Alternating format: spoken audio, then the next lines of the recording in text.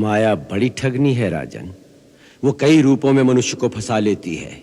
जब एक कर्तव्य सफलतापूर्वक पूर्ण हो जाए तो मनुष्य अपने भावी कर्तव्य पथ पर आगे चल दे। थोड़ी देर भी यदि इस सफलता की ममता में फंस गया तो माया उसे पकड़ लेगी। अब यह अयोध्या आपकी है। मुझे, मेरे पुत्रों को, समस्त परिवार को अपना सेवक मानकर यहां रहने की कृपा कीजिए। राजन, आप हमारे चारों ओर अपने निश्चल प्रेम का सुंदर जाल फैला रहे हैं, जिससे हमारे मन में मोह की दुर्बलता आने लगी है। इसलिए यही समय है जब हमें ममता के इस बंधन को तोड़ देना चाहिए। जब एक कर्तव्य सफलतापूर्वक पूर्ण हो जाए तो मनुष्य अपने भावी कर्तव्य पथ पर आगे चल दे। थोड़ी देर भी यदि इस सफलता की ममता में फंस गया तो माया उसे पकड़ लेगी।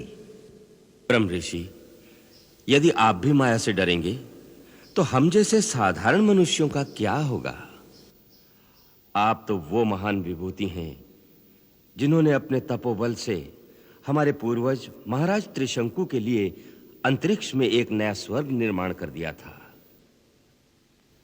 हमारी महत्ता का बखान तो तुम कर रहे हो राजन, परंतु हमारे पतन के वो क्षण याद नहीं रहे जब मैनिका की आसक्ति के मोह जाल में फंसाकर इंद्र ने हमारे तपोबल को भी क्षीण कर दिया था। मेरी कहानी बड़ी शिक्षाप्रद है राजन। सिद्धि के शिखर पर पहुंचकर भी मनुष्य को सावधान रहना चाहिए, नहीं तो एक ही भूल से उसकी सहस्रों वर्षों की तपस्या मोह के थोड़े ही क्षणों में नष्ट हो जाती है। वही हमारे साथ हुआ।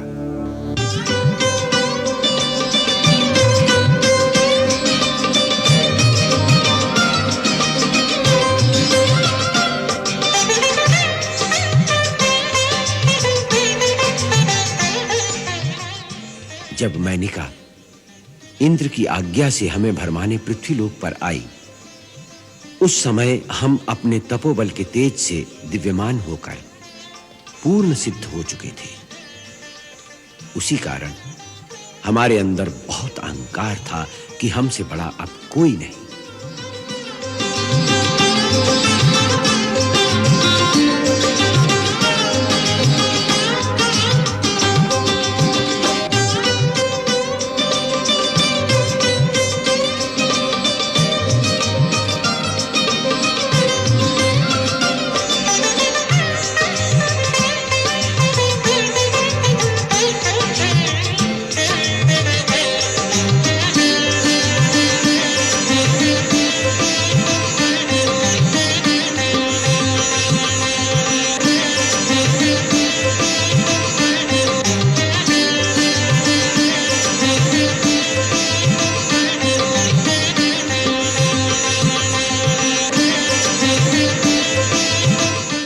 इतने बड़े अहंकार को एक स्त्री के झूठे हाव भाव ने कुछ ही समय में चूर चूर कर दिया।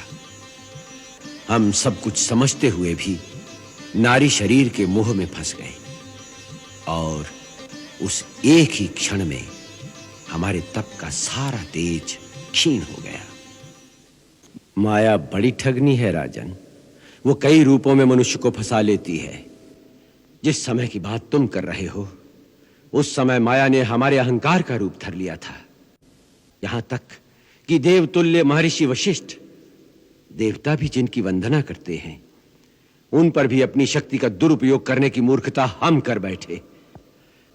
परंतु इन क्षमा मूर्ति की अनुकंपा और दया से ही हम उस माया जाल से बच निकले।